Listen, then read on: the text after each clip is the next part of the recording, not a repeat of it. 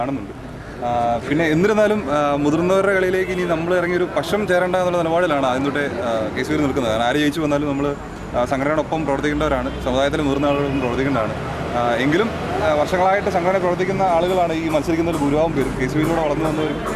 ആ നിലയ്ക്ക് പലരോടും നമുക്ക് മാനസികമായിട്ട് ആഭിമുഖ്യമുണ്ട്.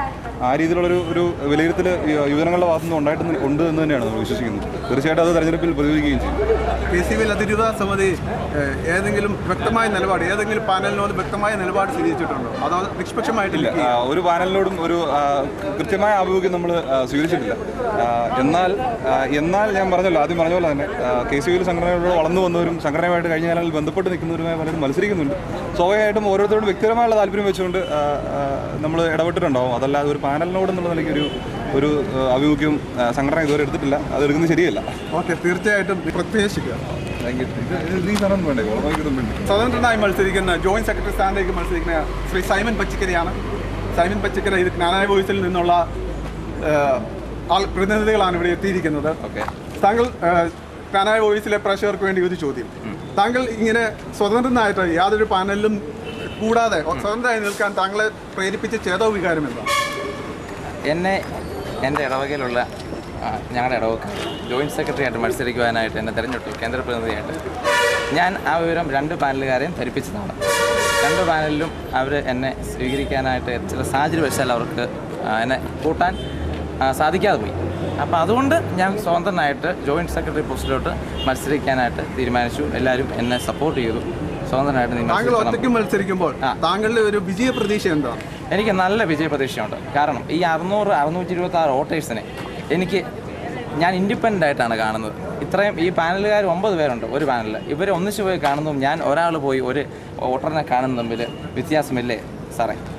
അതാ, അതുകൊണ്ട് എനിക്ക് പ്രതീക്ഷയാണ്. ഞാൻ ഇൻഡിപെൻഡൻ്റ് ആയിട്ട് വോട്ട് ചോദിക്കുന്നു. ഞാൻ ഒരൊറ്റ ഒരു വോട്ടേ ചോദിക്കുന്നുള്ളൂ. ആ ഒരു വോട്ട് എനിക്ക് കിട്ടുമെന്ന് എനിക്ക് നല്ല പ്രതീക്ഷയുണ്ട്. താങ്കളുടെ പ്രതീക്ഷ ഫലമണിയട്ടെ എന്ന് ആശംസിക്കുന്നു. ആയിക്കോട്ടെ, നന്ദി. വോട്ടെന്നത് ഇവിടെ വോട്ട് ചെയ്യാൻ എത്തിയവരും സ്ഥാനാർത്ഥികൾക്ക് വേണ്ടി വോട്ട് പിടിക്കാൻ എത്തിയവരെയുമാണ്. നമുക്ക് അവരുടെ വിശേഷങ്ങളിലേക്കൊന്ന് കിടക്കാം. നമ്മളിവിടെ പരിചയപ്പെടുന്നത് ശ്രീമതി സുനി, ഷൈജി ഓട്ടപ്പള്ളിയുടെ വൈഫ്. മറ്റുള്ളവർ സ്വയം ഒന്ന് പരിചയപ്പെടുത്തിയാൽ നല്ലത്.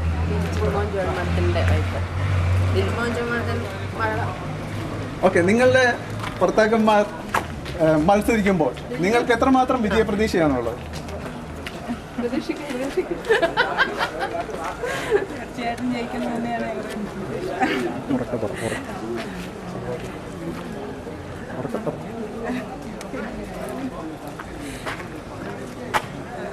സമുദായത്തിനും സഭയ്ക്കൊക്കെ വേണ്ടി ഒരുപാട് കഷ്ടപ്പെട്ട് നടക്കുന്ന ആൾക്കാരാണ്. അപ്പം അതുകൊണ്ട് നമ്മുടെ സമുദായത്തിലുള്ളവർ തന്നെ ഇതുകൊണ്ടും ഇതിലും നമുക്ക് വേണ്ടി സഹായിക്കുന്നത് തന്നെയാണ് ഞങ്ങളുടെ വിചാരം. ഓക്കെ, തീർച്ചയായിട്ടും നന്ദി.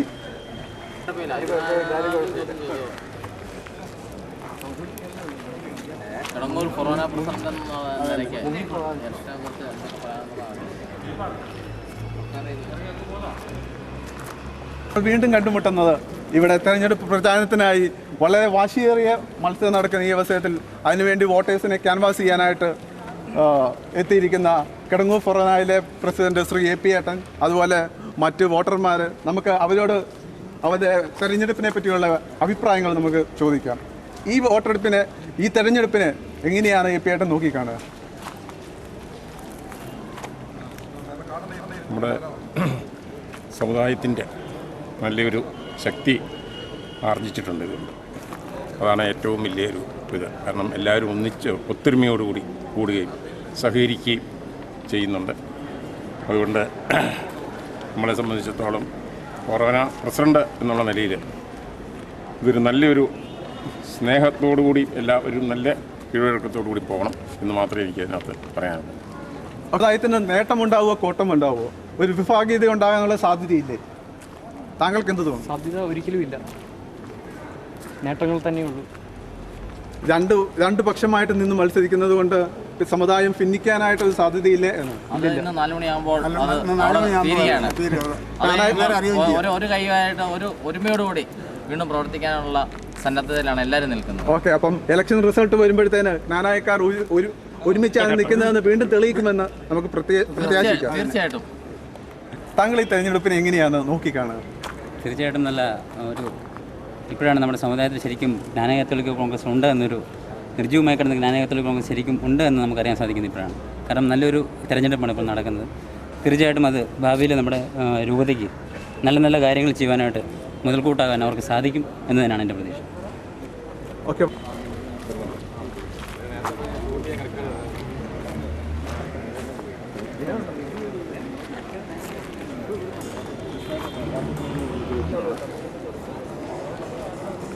എല്ലാ പ്രസിഡന്റുമാരും കൊണ്ടുവരുന്നു.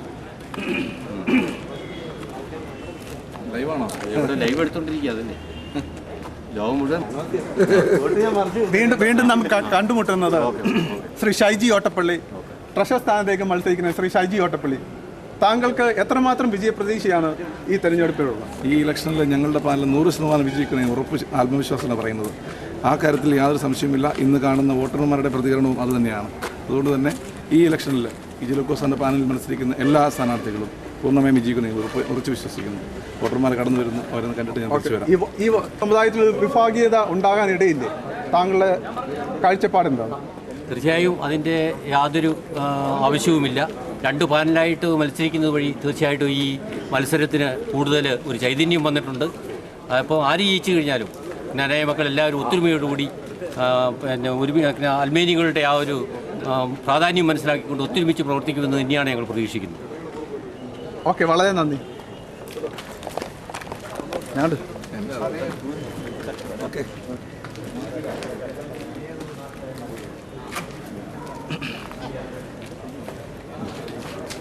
ഞങ്ങളുടെ ഓപ്പോസിറ്റുകാർ ഇന്നലെ സ്ഥാനാർത്ഥി റിക്കവർ ചെയ്തത്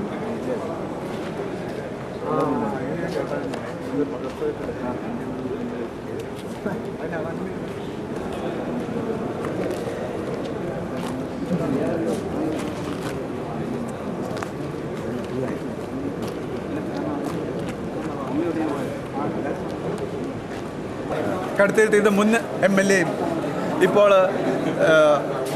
കടുത്തിരുത്തി സ്കൂളിലെ അധ്യാപകനുമായ ശ്രീ സ്റ്റീഫൻ ജോർജ് ex-MLA ആണ്. ശ്രീ സ്റ്റീഫൻ ജോർജ്, ഒരു ചോദ്യം. ഈ വളരെ വാശിയേറിയ തെരഞ്ഞെടുപ്പാണ് ഇവിടെ നടക്കുക. ഈ തെരഞ്ഞെടുപ്പ് വഴി സമുദായത്തിൻ്റെ ഇടയിൽ വിഭാഗീയത ഉണ്ടാകാനായിട്ട് സാധ്യതയില്ല. താങ്കൾ എങ്ങനെയാണ് ഇതിനെ നോക്കിക്കാണുന്നത്? ഒരു കാരണവശാലും സമുദായത്തിനിടയിൽ ഈ തെരഞ്ഞെടുപ്പ് വിഭാഗീയതയ്ക്ക് കാരണമാകില്ല. മറിച്ച് ഈ തെരഞ്ഞെടുപ്പ് കഴിയുമ്പോൾ എല്ലാവരും ഒരുപോലെ നിൽക്കുന്നവരല്ലേ. കാരണം സമുദായത്തിലെ ആളുകൾ ഒറ്റക്കെട്ടായി ഐക്യത്തോടെ തനിമയോടെ നിൽക്കുന്ന ആളുകളാണ്. അതുകൊണ്ട് ഈ തെരഞ്ഞെടുപ്പിൽ കഴിവുള്ളവരെ തിരഞ്ഞെടുക്കപ്പെടും. അതിനുശേഷവും തെരഞ്ഞെടുപ്പിനെക്കുറിച്ച് മറന്ന ഒറ്റക്കെട്ടായിട്ട് ജ്ഞാനായ സമുദായം, ജ്ഞാനായ കാത്തലിക് കോൺഗ്രസ് മുന്നോട്ട് പോകും എന്ന് തന്നെയാണ് എൻ്റെ അഭിപ്രായം. തെരഞ്ഞെടുപ്പ് വരുന്നത് എപ്പോഴും നല്ലതാണ്. ജനാധിപത്യ രൂപത്തിൽ നമ്മുടെ സമുദായത്തിൻ്റെ നേതാക്കന്മാരെ ഈ ജൂബിലി വർഷത്തിൽ നയിക്കേണ്ടവരെ തിരഞ്ഞെടുക്കപ്പെടുന്നത് തീർച്ചയായിട്ടും എന്തുകൊണ്ടും സമുചിതമാണ്. അതോടുകൂടി സംഘടന വളരെ സജീവമായി എല്ലാ ഇടവകളിലും സജീവമായി എല്ലാ അൽമായരും അംഗങ്ങളായിട്ടുള്ള സംഘടനയാക്കി ഈ സംഘടനയെ മാറ്റാൻ തീർച്ചയായിട്ടും ഈ തെരഞ്ഞെടുപ്പ് സഹായിക്കും എന്ന് തന്നെയാണ് എൻ്റെ അഭിപ്രായം. തീർച്ചയായിട്ടും ജ്ഞാനായ സമുദായത്തിൻ്റെ തനിമ അവർ പുലർത്തുമെന്ന് നമുക്ക് പ്രത്യാശിക്കാം. വളരെ നന്ദി.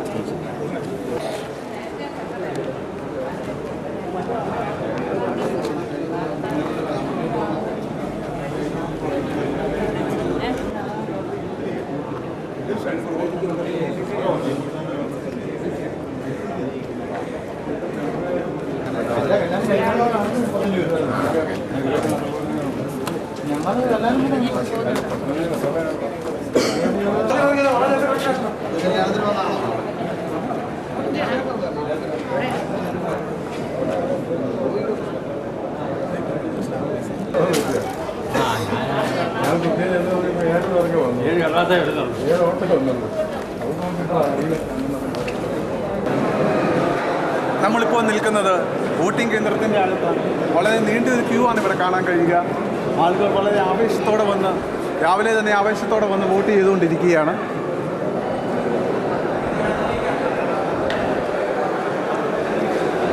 ആളുകൾ വളരെ ആകാംക്ഷയോടെയും അതിലേറെ ആവേശത്തോടും ആശങ്കയോടുമൊക്കെയാണ് ഈ വോട്ടിങ്ങിന് ഈ ഇലക്ഷനെ വിലയിരുത്തിക്കൊണ്ടിരിക്കുന്നത്.